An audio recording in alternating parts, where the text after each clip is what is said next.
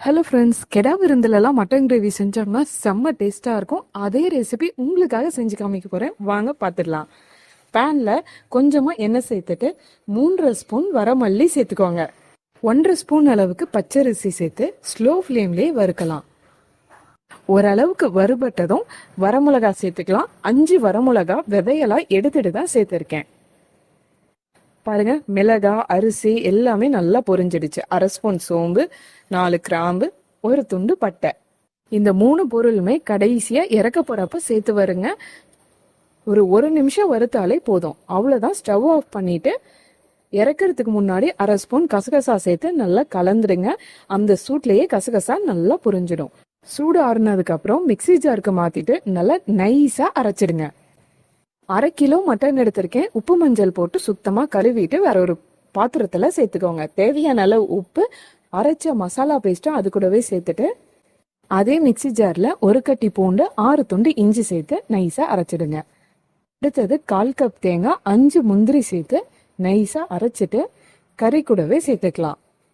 தனித்தனியா மசாலா வதக்கணும்னு அவசியம் இல்லை. கறி கூடையே எல்லாமே சேர்த்துடலாம். 1 ஸ்பூன் அளவுக்கு இஞ்சி பூண்டு பேஸ்ட், 1/4 ஸ்பூன் மஞ்சத்தூள் சேர்த்து நல்லா கலந்துடுங்க. ஒரு 20 நிமிஷம் ஊறினாலே போதும். அதுக்கப்புறம் கறி சமைக்க ஆரம்பிச்சிடலாம். கறி நல்லா ஊறினதுக்கு அப்புறம் குக்கர்ல 1/2 ஸ்பூன் அளவுக்கு எண்ணெய் சேர்த்துக்கலாம். எண்ணெய் சூடானதும் 1 ஸ்பூன் இஞ்சி பூண்டு பேஸ்ட், 2 கொத்து கருவேப்பிலை சேர்த்து வதக்குங்க. ரொம்பவே சிம்பிளான ரெசிபி. மசாலா மட்டும் ரெடி பண்ணிட்டீங்கன்னா போதும், சீக்கிரம் பண்ணிடலாம். பாருங்க, இஞ்சி பூண்டு வதங்கினதும் சின்னதா ஒரு தக்காளி மட்டும் சேர்த்துக்கலாம். ரொம்ப அதிகமா சேர்த்துற வேண்டாம். தக்காளி வதங்கினதும் ஊற வச்சிருக்க கறியும் சேர்த்து ஒரு 5 நிமிஷம் நல்லா கறி திரண்டு வர அளவுக்கு வதக்கணும். ஃபர்ஸ்ட் கறி வதக்கிறதுக்கே ரொம்ப அதிகமா எண்ணெய் சேர்த்துறாதீங்க. கறியிலேயே கொழுப்பு இருக்கும், அதுல இருந்தே நிறைய எண்ணெய் விடும். கறி நல்லா திரண்டு வதங்கிடுச்சு.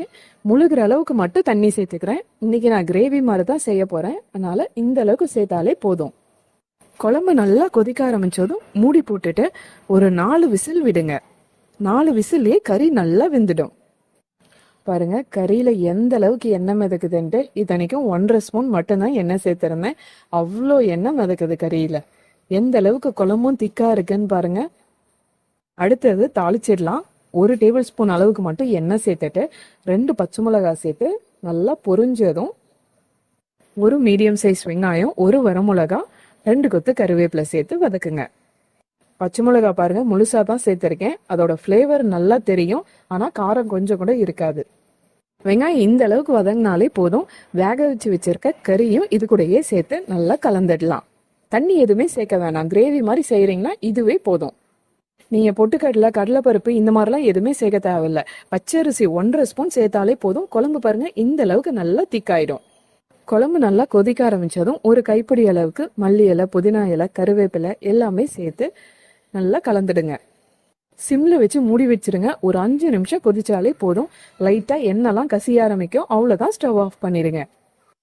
கெடா விருந்துலலாம் சமைக்கக்கூடிய அதே மட்டன் கிரேவி சூப்பரா ரெடி ஆயிடுச்சு. இதே மாதிரி நீங்களும் செஞ்சு பார்த்துட்டு எப்படி இருந்துச்சுன்னு கமெண்ட் பண்ணுங்க. இந்த வீடியோ பிடிச்சிருந்தா லைக் பண்ணிட்டு ஷேர் பண்ணுங்க, சப்ஸ்கிரைப் பண்ணிட்டு பெல் ஐக்கானையும் பிரஸ் பண்ணிடுங்க. தேங்க்ஸ் ஃபார் வாட்சிங்.